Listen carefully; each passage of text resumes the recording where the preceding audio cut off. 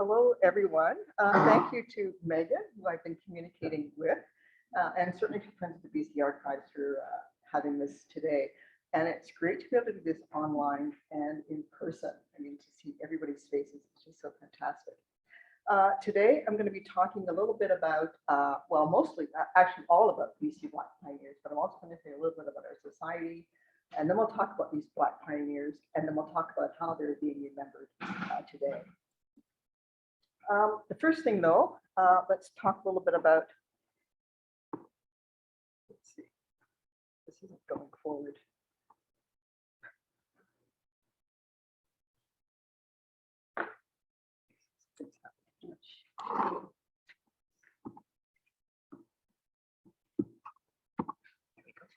Okay, great. Okay. So the society had its beginnings in the mid-70s as the Victoria Black People Society. In 1992, several members of the Black community here in Victoria were invited by the Royal BC Museum to put on an event to commemorate Black History Month 1993. Those community members formed the BC Black History Awareness Society Committee. The event was so successful, 5,000 visitors, they decided to continue that work. The BC Black History Awareness Society was incorporated in March 1994, and since 2019, we have been a registered charity.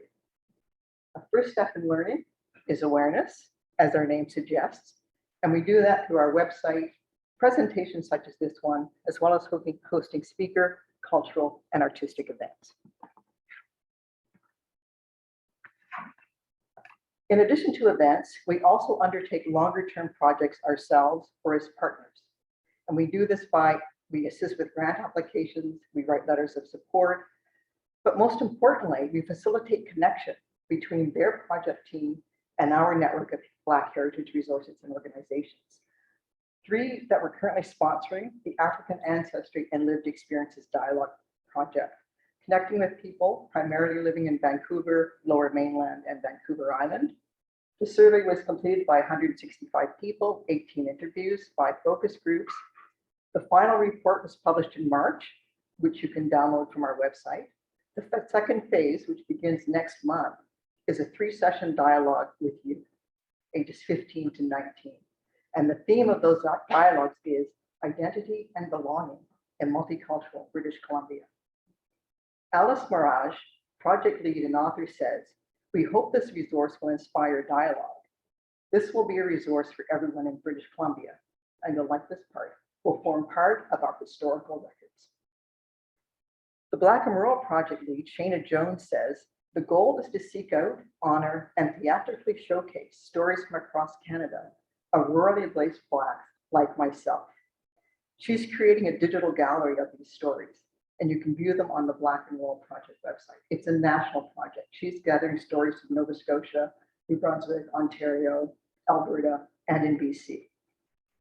And coming up, November the 26th at the Conference Center, Colorful Business.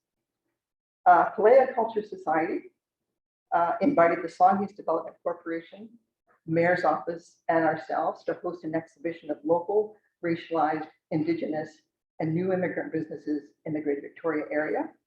So in the morning, there'll be workshops for the participants, and the afternoon session is open to visitors. All right. These are the 3 main archives we work with: City of Victoria, Royal BC Museum and Archives, and Salt Spring Island. For the City of Victoria, most of the images are about the Alexander family and their extended family. They also have a newspaper clipping file. It goes back decades, and it's pretty fascinating. Salt Spring Island, their collection, they actually have a collection called the Salt Spring Black Community, and they have about 300 photos. Some are as recent as 2009. And so I think what's happened is that the community there has basically partnered with Salt Spring Island, and they've become kind of like their family archive as well. And certainly in terms of the map, they're showing the 26 Black homesteads. For here, I feel that I've barely scratched, I've barely scratched the surface of what we have here. And you will be seeing lots of those archives today.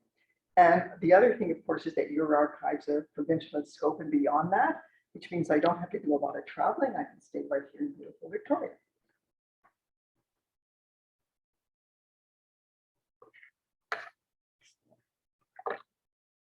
The information you will be hearing today is largely informed by this publication, and a copy is in the archives. The original version was produced in 1978 by our precursor organization that I mentioned, the Victoria Black People Society. It's 230 pages. The 11 chapters you see here. It references 65 books, 30 newspapers, as well as archival documents, genealogy records, letters, manuscripts, recordings, and I was told it was all typed on a Smith Corona. We have digitized the catalog. It is on our website and it continues to be updated from time to time as more new information is discovered. Yes, we are still learning. Today, I'm here as a narrator to share some of our findings and recommendations based on this publication and subsequent research.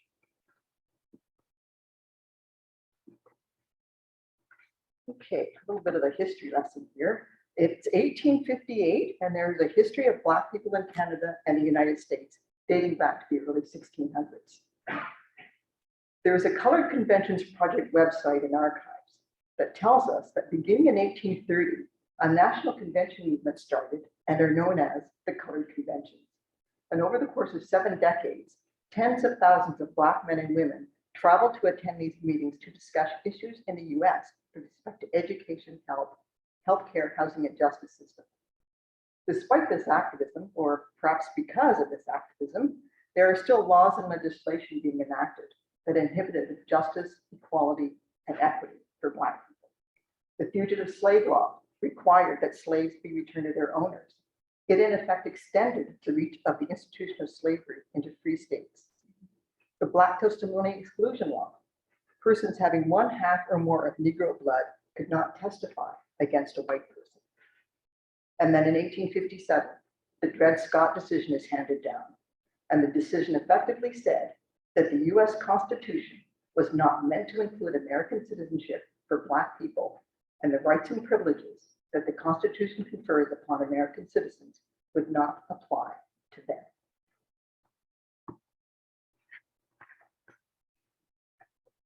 With respect to Canada, now anti-slavery societies were active in Canada as early as 1827, pretty much up to the 1860s, and there were also 4 conventions held in Ontario. These movements were catalysts for migration to Canada, especially via the Underground Railroad. And as we see here, 30 to 40,000 travelers from the US to Canada. So in 1858, migration to Canada was not a new idea, but the conditions for migration to BC were different. With the Fraser Gold Rush, Governor Douglas had the foresight to insist that that all businesses related to mining claims be done in Victoria, but there was negligible British commercial or urban development. Douglas knew he needed a viable labor and businesses that would not just provision the influx of gold seekers, but would generate revenue, i.e. pay taxes, and help to cement Victoria as the Western British political, administrative, and business center.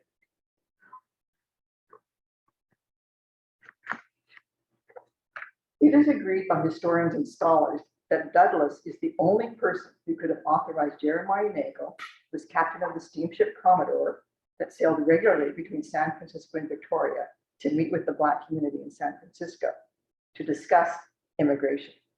The community meeting with Nagle that took place on April 14th was reported in the San Francisco Bulletin. Now, April 14th is also the day the case of Archie Lee, who was accused of being a fugitive slave, was settled, and he was declared a free man. The community were celebrating at the African Episcopal Zion Church as they had helped fund Lee's legal defense, and this is where they met with Nagle. This plaque, located on the Government Street Causeway, commemorates their arrival on April 25th, 1858. Archie Lee was with them. From these meetings, they understood they could purchase land, vote in municipal elections, sit as a juror, although that didn't actually happen until 1872, be protected under the law as other British subjects were, and eventually, with the residence requirements and taking an oath of allegiance could become British subjects. So, with the positive reports of this away team, over the next several months, Black people, not only from California, but from mostly Northwestern states and territories, began settling in the colony. National historic events are defining actions, episodes, or experiences in Canadian history. The creation and placement of this plaque was through the work of our society, the Historic Sites and Monuments Board of Canada. The federal government report supporting the designation concludes, Black migrants became embedded in the economic and political life, had an impact disproportionate to their numbers, and affected the province's settlement patterns, commerce, and trade. And the first paragraph of the plaque says, in 1858, nearly 800 free Blacks left the oppressive racial conditions of San Francisco for a new life on Dandridge Island. Governor James Douglas had invited them here as promising settlers. Though faced with intense discrimination, these pioneers enriched the political, religious, and economic life of the colony. Just as a side note, the federal government's report is 57 pages, and it's got citations, images, maps, which is another source of information for us.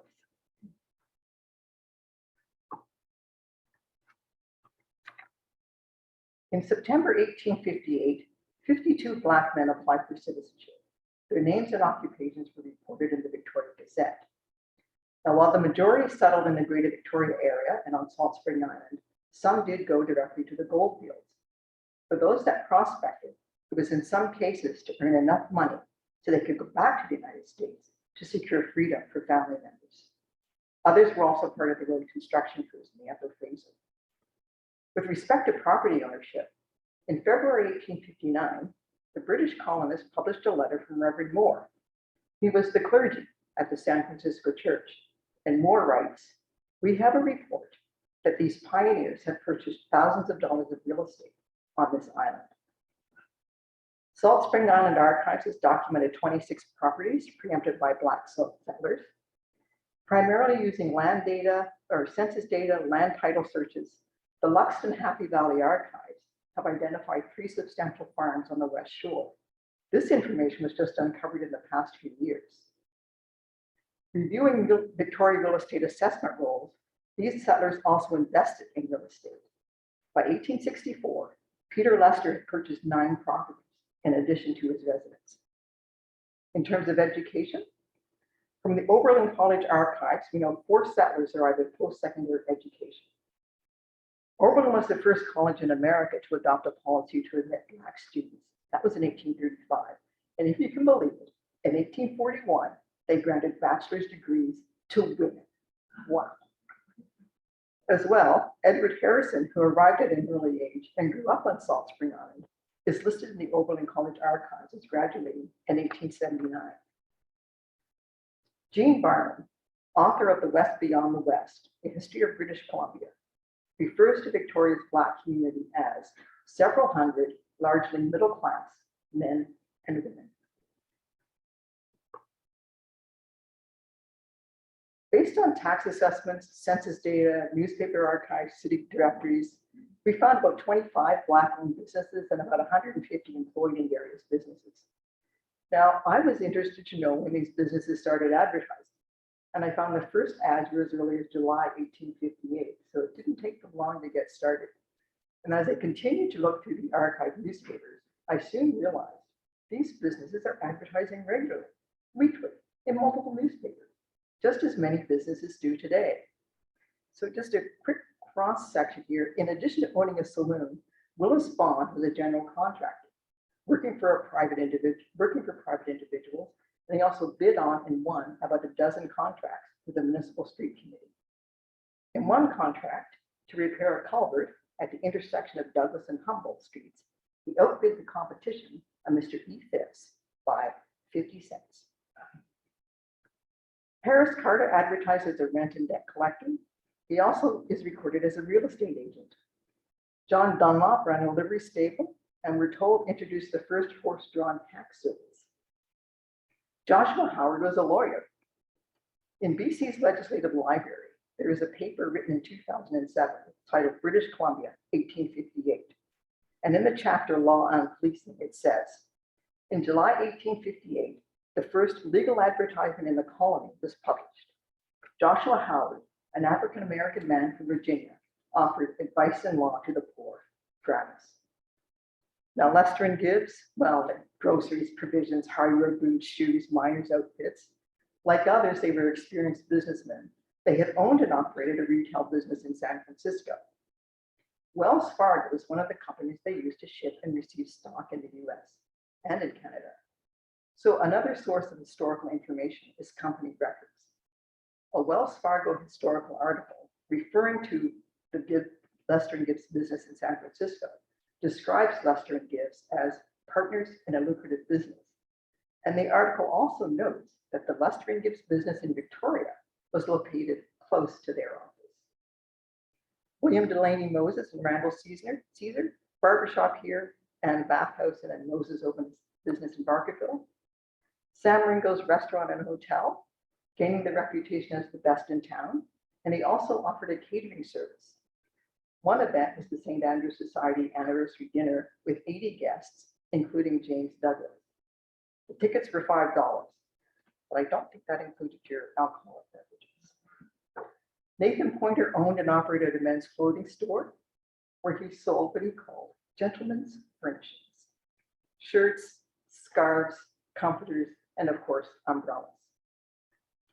In March 1943, there was an interview published in the Victoria Daily Times with Frank Partridge. Partridge, now well retired in 1943, had been a printer for the Times Colonist, and he then worked for the King's Printer. And I guess that's what we're going to call it again. Yeah. Partridge had been in Victoria since 1862, and in the interview he says, these early colored citizens of Victoria were cultured, well-to-do, and good businessmen, laying the foundations for business and industry in Victoria.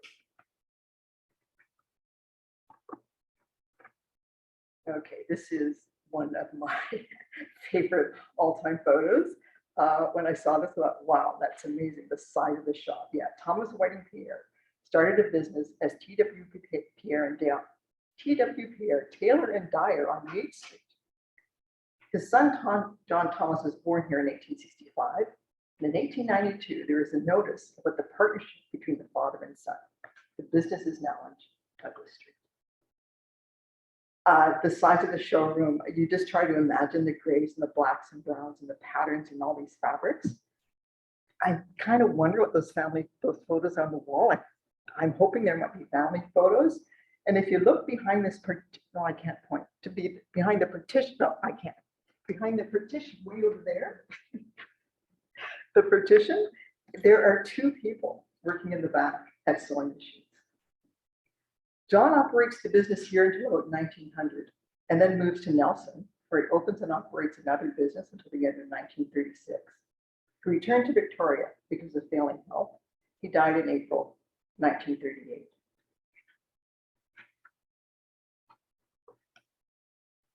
This is another business that operated in Victoria for an estimated 78 decades. Mr. Smith proclaimed that his biscuit factory was the largest north of Portland. The Times Colonist celebrated its 50th anniversary in 1908, and this is the full-page ad that was in that edition. The article talks about the history of the business and also notes awards won locally and in London, although I'm not sure if they won awards for their dog biscuits, but I understand they were pretty popular with the sled dogs in the Yukon. Now, the photo at the bottom seems a little bit out of place, but the youngest son, Garrett, was an avid photographer, and about 80 of his photographs are in the Royal BC Museum and Archives. They are mostly scenery, images of Beacon Hill Park, Victoria streets, wharfs, bridges, athletic hubs. But this one caught my attention because it's unlike any of the others. It says Interior Music Studio, Victoria, and I believe this is his sister Selena's studio. She studied music and piano in Toronto and Germany. She then returned to Victoria, established a studio, and in her obituary, 1938, it says, she is remembered as a highly esteemed musician, one of the oldest professional musicians in the city, and an enviable reputation as a teacher.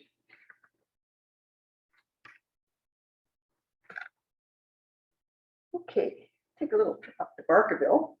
Caribou Gold Rush, 25,000 miners.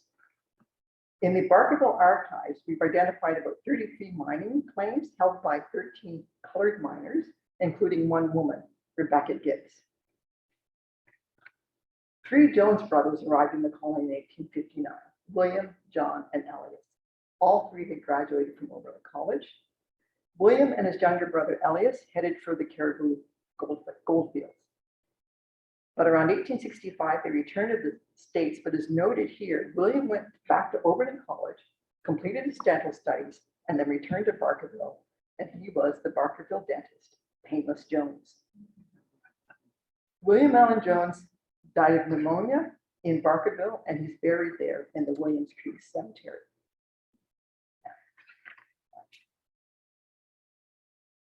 The year was 1859 when blacks came through these shores, leaving California in its discriminatory laws. They came for land and liberty to build a life that was their own, and with them was a man of books named John Craven Jones. Now, Jones was fresh from college with a school teacher's degree.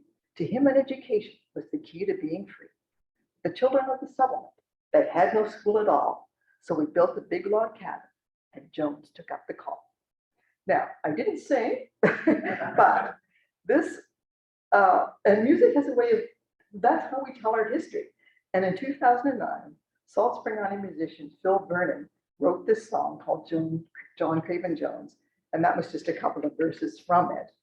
But John Craven Jones is the middle brother, so he's younger than William, graduated a year earlier, but this photo was taken around 1885 after he retired. So back to 1856, John graduates from Oberlin College and then teaches for about 2 years in a one-room school for Black students in Denia, Ohio. When he arrived in the colony, he preempted 100 acres for a home, and with the support of the community, he resumed teaching. He didn't receive a salary until 1869, when public funding began in BC for community schools. Up until that time, the community supported him from their farms, their crops, their whatever they could give to keep him there. There were 2 schools in rough buildings. They've been described as barely more than sheds. It was, as the song says, a proper log schoolhouse was built. In total, John had 25 students. And in addition to the expected lessons in reading, writing, and arithmetic, there is a report that says he also taught geometry, geography, Latin, and Greek.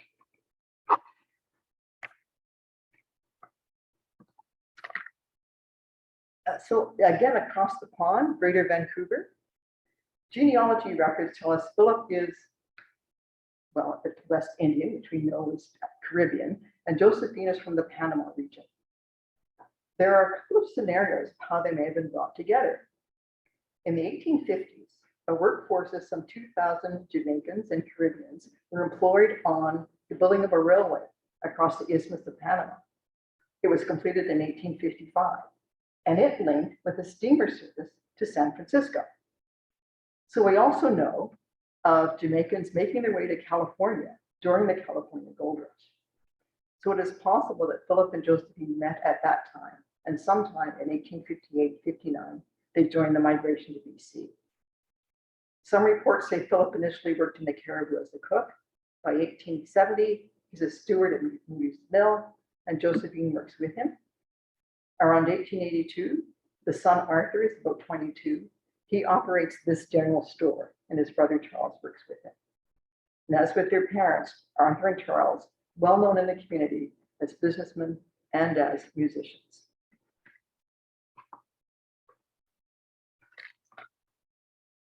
John Sullivan Deas, tinsmith, first had a business in Yale, then in Victoria. Then he contracted to make cans for Edward Stamp's salmon cannery venture.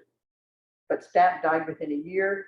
Deas went into the salmon canning business for himself, and we know the island that bears his name.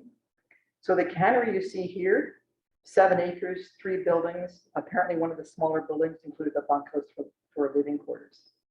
Now, the salmon can labels, yeah, that brings us to this guy, which you probably know as much about Grafton Tyler Brown as I do. So I'm not going to get into all of the details. As the lithography company, Besides putting label for Deas, their other clients included Wells Fargo, Levi Strauss, Ghirardelli Chocolates, which we all might recognize. The paintings that are sort of, looks like they've just been sort of discarded there, we've tried to figure out what those works are. They look familiar, possibly early versions of finished works. Dr. Lutz knows what they are. He does tell us, though, the one on the eaves was definitely the Valley of the Snugger.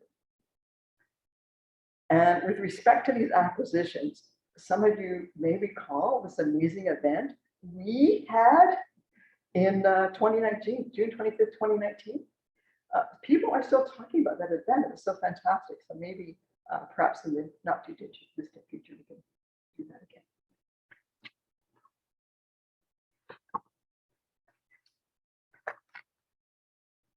Joe Fortis was about 20 when he arrived. And in addition to the achievements and recognition he has received and noted, he continues to be honored as an icon. And this plaque you see at the bottom was just unveiled on October 1st. Yeah, a couple weeks ago, by the Vancouver Heritage Foundation at English Bay. And it says, a young Black sailor of Caribbean origins, Seraphin Joe Fortis, arrived in Vancouver, then known as Granville, in September 1885. He discovered his beloved English Bay by chance, circa 1887, while rowing supplies to a logging camp. And over the following years, Joe defied the prejudices of the time, endearing himself to Vancouverites. And then it goes on to say, thousands paid tribute to Joe at his civic funeral on February 7th, 1922. And this plaque will be located at the small cottage where he was there from 1905 to 1928.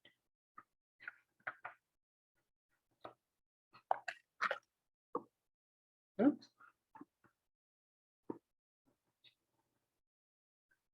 In addition to being solely responsible for raising children, women contributed to the economics of their household through their farm labor, and they also worked outside the home: hairdressers, dressmakers, laundresses, midwives, cooks, waitresses. Sherry Edmonds Flood is an historian and one of our members, and she tells us 140 women immigrated to Vancouver Island and Salt Spring Island between 1858 and 1868. The majority were under the age of 35 years. Many were single, emigrating with their families. Many were in their late 30s or early 40s. Only 4 women were 50 years of age or older. And just a brief cross-section, Mary Barneswell, born in Puerto Rico. She arrived in Victoria. She only spoke Spanish with her adopted family. Her legacy: 7 children, 15 grandchildren, 11 great-grandchildren, and 4 great-great-grandchildren. Victoria Clanton, from Jacksonville, Florida. She was about 13 when she arrived. Her husband, Robert, was the bookkeeper for M.R. Smith and Company. Nancy Alexander arrived with her husband, Charles, and 2 children. They had 12 children. More than 400 descendants of Charles and Nancy have been documented. An estimated 100 descendants still live in BC today. Lucretia Mortimer, nee Alexander, daughter of Charles and Nancy, attended schools, eventually married a man from Trinidad, and they were one of the earliest settlers in Vancouver. One son, Abe, is a well-known and celebrated baseball player, and he was inducted into the Vancouver Baseball Hall of Fame in 1967. He was 77 at the time. Anne Pierre, born in Norfolk, Virginia. Her husband was Thomas Whiting Pierre, the tailor we mentioned earlier. Below that is her daughter, Corinthia. Lucretia and Corinthia are sisters-in-law. Corinthia married Thomas Alexander, Lucretia's older brother. Mary Gibbs grew up in Victoria. It was her father that insisted his daughters be educated. She attended Oberlin College from 52 to 54. She then taught school in Philadelphia for 3 years, and then she married Mifflin Gibbs. April 29, 1859, in Victoria. Author Crawford Killian writes, given her years at Oberlin College, Maria Gibbs was doubtless the best educated woman in the city. Nancy Lester, born in Haydensfield. The Lesters moved to California and then to Victoria. When they arrived, their children were young adults or teenagers. Their daughter, Sarah, taught piano lessons from their home. And one son, Fred, was a teaching assistant with John Jones. Take a look at these women, mostly grew up in Salt Spring Island. So Sylvia Stark, it was 3 generations that came to Victoria. Sylvia, with her parents, Howard and Hannah Estes, her husband Louis, and their 2 children, Emma, who was about 4 years old at the time, and baby Willis. Sylvia's parents, Howard and Estes, initially settled in Saanich. Howard owned the acreage we now know as the Mitchell Farm at the intersection of the Island Highway and Island View Beach. Now, maybe you've been at the Mitchell Farm Market. It's pretty hard to miss all those pumpkins that are in the field right now. Yeah. It was about 125 acres, one of the largest farms in the area. In 1867, Hannah, following the death of his wife Hannah, Howard sold the farm to Thomas Mitchell, and along with livestock and farm equipment, and he retired to Salt Spring Island. Hannah is buried in the Pioneer Square Cemetery on Quadra Street. And then next there's Emma. She would have been one of Jones's students. In March, the family left for 1873. The family left Salt Spring Island, moved back to Vancouver Island to a farm in Nanaimo. And it was in Nanaimo where Emma completed high school. And in 1874, she was appointed teacher at the Cedar School near Nanaimo, becoming the first Black teacher on Vancouver Island. Below that, Emma's younger sisters, Marie and Louise, both born on Salt Spring Island. This photo was taken around 1890. Marie is about 23, Louise 11. Both married, raised families, returned to the island after the death of their spouses. When Marie was in her 90s, she taught herself to type, wrote the history of her family. After her death, it was published in the Gulf Liners Driftwood as an 11-part series that ran from November 79 to February 1980, and her manuscript is at the Royal BC Museum and Archives. Emily Estes, this is Sylvia's sister-in-law.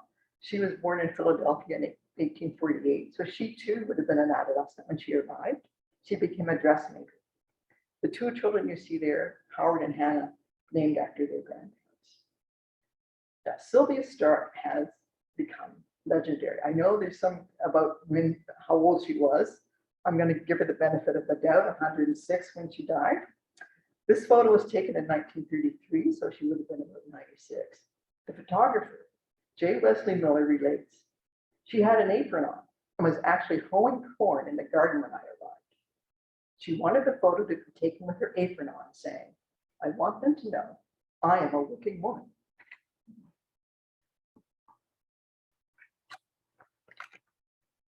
The American Civil War was waged between April 1861 and April 1865.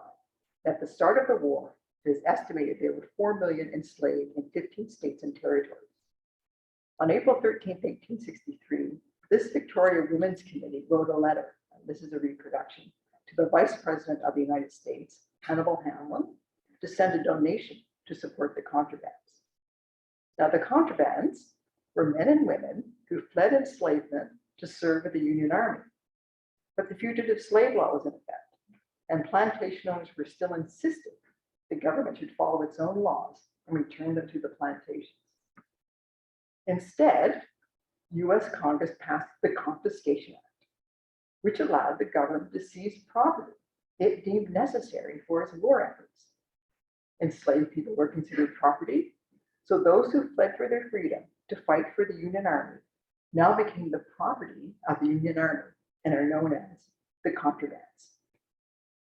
The letter ends, "Though many miles divide us from those who have the burden to bear in this great struggle for human liberty, our hearts are with you unto death." For me, this letter demonstrates that these women were maintaining contact with their family and friends. They were certainly involved and affected by the conditions in the US, and that these women were knowledgeable of what was happening in the United States. Okay, we're probably all yeah, oh my God, not more politics. Okay, but anyway, what I want to tell you is Black persons in what we know today as Central and Eastern Canada secured some rights and freedoms, including the right to vote, with the gradual abolition of enslavement beginning in 1834. So Douglas's promise to these settlers was not groundbreaking. However, even for those that did meet those requirements of owning property, they sometimes faced violence at polling stations. And of course, women got the franchise in about 1918. So here are 11 people who have run, most of them successfully, for political office in BC, dating back to 1861 in Victoria, Salt Spring Island, Kamloops, and the Greater Victoria area. So I'm not going to go through all of them, just a couple of highlights in terms of Mifflin Gibbs, of course, first a Black person elected in BC as a Victoria municipal councillor, and to serve. And we add that "and to serve" because Abner Hunt Francis was actually elected before, but he resigned the next day because of the property dispute. And then we have Rosemary Brown, first woman, Black woman in Canada to be elected. Emery Barnes, elected as Speaker of the Legislature, the first person in Canada as well, elected as the Speaker of the Legislature.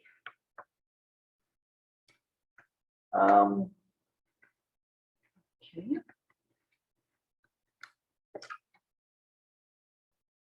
You may not have been familiar with Tony Boot, councillor 2014, mayor in 2018. She decided not to run, or she did run, but only as a councillor. It wasn't successful last evening. I did check the papers this morning.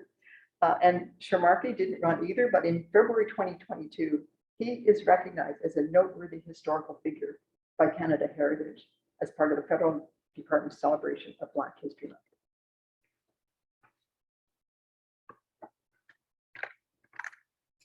Okay, yes, Black people did commit crimes.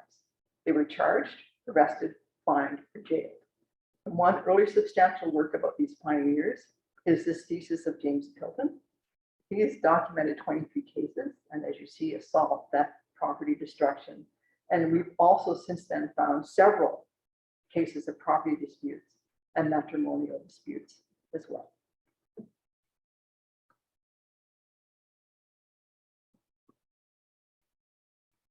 The plaque commemorating the arrival of the pioneers in 1858 refers to these pioneers as facing intense discrimination in schools, churches, theaters, barbershops, drinking establishments.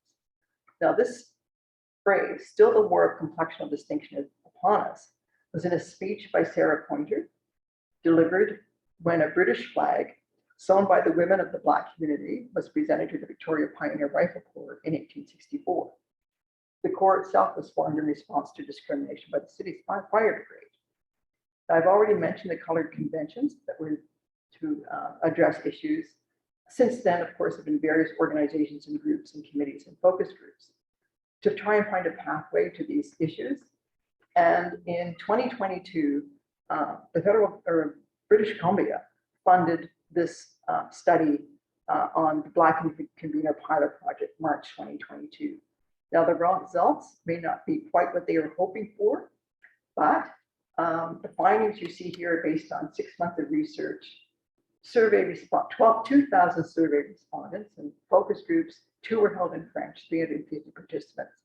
And there is legislation to collect data related to racism in British Columbia. So there's still work to do, but we hope for a positive one.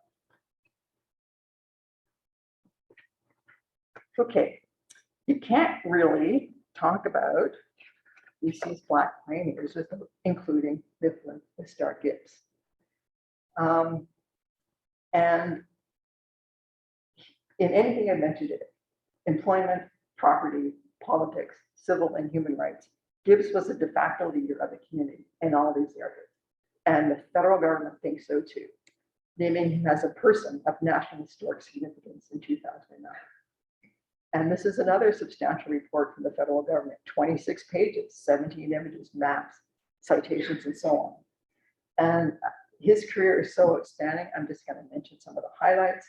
Abolitionist, agitator, toured with Frederick Douglass, and active for the Underground Railway in Philadelphia, business owner, partner in San Francisco and Victoria, first Black person to be elected and serve as a Victoria City Councillor. During his term, he took a leave of absence. He was then a director of the Queen Charlotte Coal Mining Company, constructing BC's first tramway to transport coal. In 1869, he was instrumental in the construction of a retail and commercial building on Government Street. It was called Victoria House, and we now know in Victoria, that's the site of the Hudson's Bay Centre. In 1870, I'm getting exhausted. He returned to the United States, earned a law degree, opened a law firm. Then he became America's first elected Black judge in Little Rock, Arkansas, then U.S. Consul to Madagascar until 1901. And if that wasn't enough, he then self-published his autobiography in 1902. For the dedication of the Mifflin Wistar Gibbs study room and the unveiling of the plaque, Gibbs' great-grandniece, Dr. Linda Gibbs, traveled from San Francisco to attend.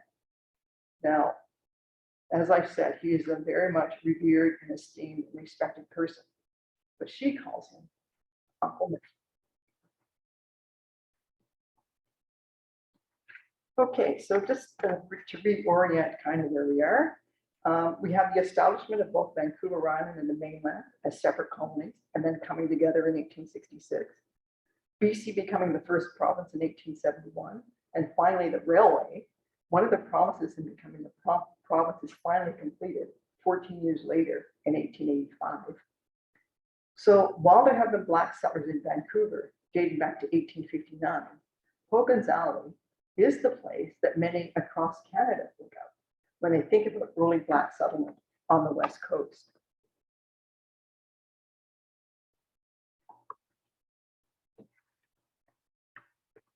So I just want to take a quick look at population as we move in here. In terms of what I wanted to call your attention specifically to, 1871, the population is somewhat less than what it was about half of what it was in 1858. And then we have the situation in 1911. Where there was an ordering council by the federal government to limit Black immigration in Canada. And we see the results of that there in 1911. And then gradually moving forward in terms of 1961, 2011, and so on. So I was saying to Genevieve, I never thought I would find census data interesting, but it can be interesting. October the 26th is when the federal government is releasing the information about Canada's, not just Canada's Black population, but their ethnocultural data, et cetera. So, but you will be able to see it on our website. All right. Families began migrating to Vancouver in the early 1900s, making their homes in Strathcona, which was an east side, working class neighborhood, mostly home to Italian and Chinese communities. And Black homesteaders from Alberta, who originally came from the United States, also moved to this neighborhood. Now, 2 citizens of Hogan's Alley remembered in this stamp, issued in 2014. William Spots grew up in Vancouver Island on the Saanich farm. He ran a business in Hogan's Alley. And I'm told that in the background of the stamp is William's home. And then in 1912, which is when we had a lot more immigration, Nora Hendricks and her husband, Ross, settled in Vancouver. She is known as the driving force behind the foundation of the African Episcopal Church and its congregation. Now, opportunities were few for Black workers looking for employment in any place in Canada after high school or university. And the Canadian Museum for Human Rights states, porters tend to be highly educated men with university degrees in science, medicine, or business administration, but prevailing racist attitudes held that Black people were socially inferior to whites and were meant to work in menial or subordinate vocations. And not just in Vancouver, across Canada, discrimination limited their options for work and housing. And Strathcona's Hogan's Alley is one place where they could live and settle. In the early 1970s, we know Hogan's Alley was destroyed under the guise of urban renewal, but the Hogan's Alley Society and their allies are persevering and preserving. So 2019, the Nora Hendricks Place opened up. It includes emergency and temporary housing, 52 units. And at the bottom of the slide is a conceptual drawing from 2017 to be a focal point for the Black community, with programming to support community building, gathering, celebration, education, empowerment, art, music, and being able and a place to research and gain knowledge of Black Canadian history.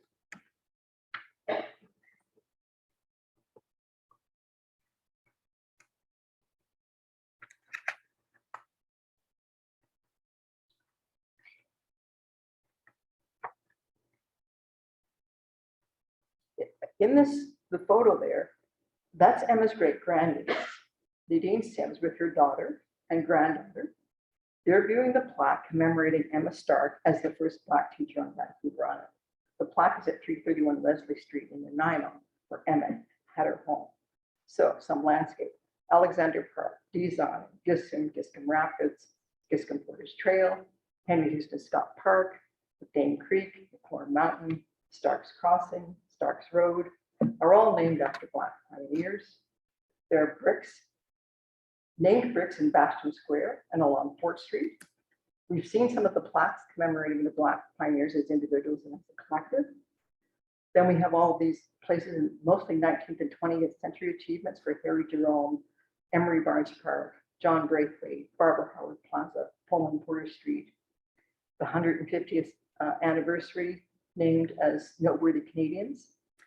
And then these commemorative stamps, including the one for Eleanor Collins that was just issued on January 21st, 2022, Canada's First Lady of Jazz.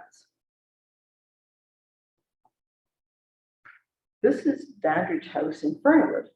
The home of John and Charlotte Dandridge is on Rutland Street in Victoria. John and Charlotte arrived in Victoria in 1858. 2 years later, in 1860, they were joined by their daughter, Sidna Edmonia Rebella. Her husband was Abner Hunt Francis, and their daughter, Theodosia, age of 16. Now, John, with most of the financing from his daughter and son-in-law, built this house. Now, the house itself had various owners, but in 1897, an Italian family, the Zarellis, bought a lot on Rutland Street from Amor de Cosmos for $260 and moved the house to that lot. In February 2014, the plaque that's here at the events was installed through the research of the owners, the Victoria Heritage Foundation, and our society. The house color scheme is the one from 1899 that the Zarellis owned the home. The current owners, who do heritage restorations, have said, we were aware that there were very few 1860s houses that have survived and built by the American Blacks who came here at that period of time. And discovering that compelled us to feel that we are now stewards of this significant monument and historical site. This plaque was installed so that everybody who walks by will be able to read, see, and appreciate just what this house really means. Okay, so I hope I have piqued your interest just a little bit, to want to know a little bit more, and that you will check out this online exhibit, which is designed and developed by our society. It opened in December 2020, and you can access it at communitystories.ca. 20 stories, 9 videos, 80 images, and it's fully bilingual. And that is important because we know, based on the 2016 census, 28% of Black Canadian families across Canada speak French at home. As well, having this exhibit hosted by Digital Museums Canada reinforces this as a Canadian history story. And this is this wonderful, superb exhibit, the first Black history exhibition in any museum in BC. And I just want to share a couple of written comments from the opening day ceremony guest book. A moving experience, not only to see the exhibit, but to witness the process behind the community. This will be remembered as one of the most important moments in creating a place of belonging for the Black community in BC and Canada. The words, the art, the written account will live on. This telling is as uncompromising as it is powerful. And then I'm honored and truly inspired to be at this exhibit. Hope Meet Action has made me so proud to be Black. And the good news is the exhibit will be continuing as a traveling exhibit. The first location, still here in Victoria, at the main branch of the Greater Victoria Library. Yeah, I haven't been lying to you. We do have lots of archival materials that we've used, you've seen.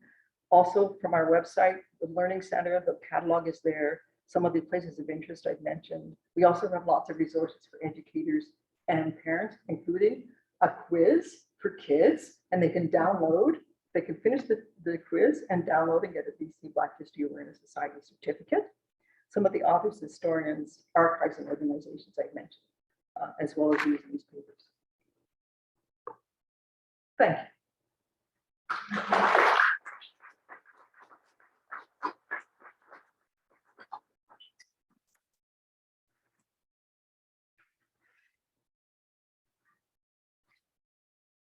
Yes.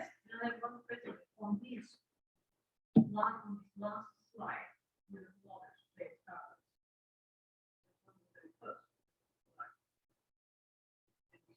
you never mentioned it in the presentation. Oh, yeah. So let's see, 800 people. Yeah, you're right. I didn't mention it in the presentation. Yeah, yeah. Yeah, he's mentioned when I was talking about Governor Douglas at the beginning in terms of he was the catalyst. But no, I don't have a page for James Douglas. No.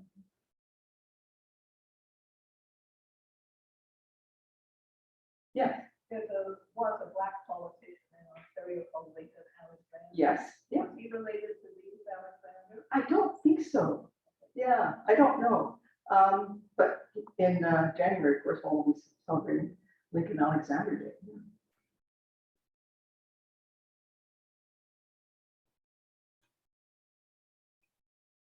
Yes. Was there a record of the 800 people by name? I've never seen all 800 names, and as you know, if you think about 800 people arrive, I have a list of about 250 names. But yeah, I don't think I've never seen a name of 800. And when I was talking to the government of Canada, I said, "How did you come up with that number?" And they said, based on, well, they looked at census records, they've looked at shipping records and all those sorts of things, and they think that's the number. I've heard as many as 400 and as many as 1,000 as well. So it's kind of, that's the number we cite. Yes.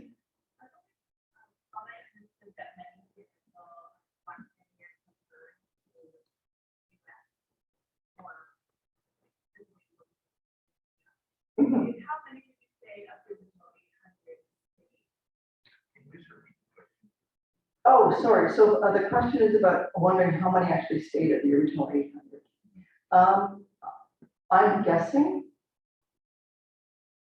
half, perhaps. I mean, if you look at the census 1871, it says it's about half of what was here before. But again, people disappear. Like, for example, John Dandridge, we have no idea what happened to him after his wife died.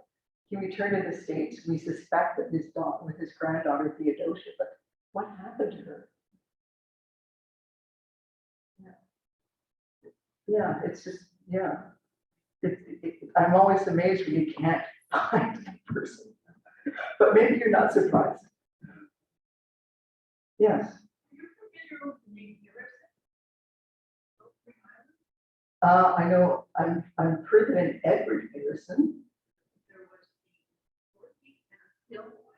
Okay. I just wondered because they definitely lived there. Okay. I think their last name was Harrison. Okay. Right. But they, friends of my mother's house. Okay. They didn't sort of acknowledge that. Okay. So I hope it's functional. Okay. The Salt Spring Island Archives may have something. Yeah.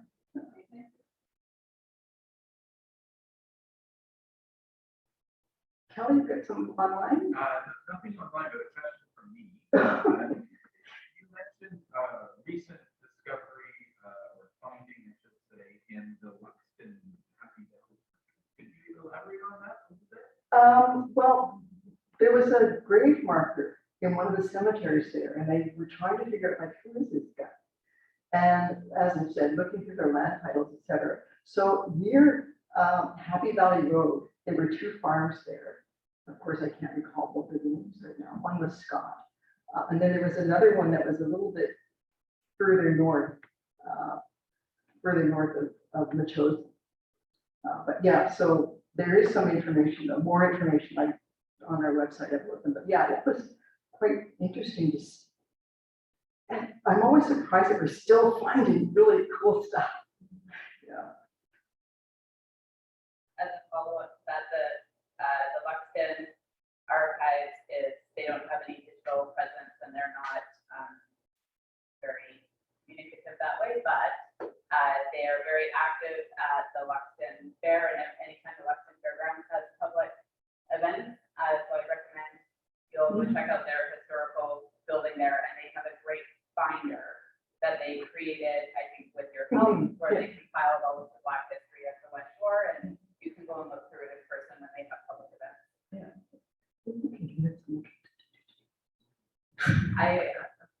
We'll talk later. All right. Okay. All right. Well, I think you guys have some other business you need to take care of. So anyway, once again, thank you so very much. It's nice to be in person. Thank you.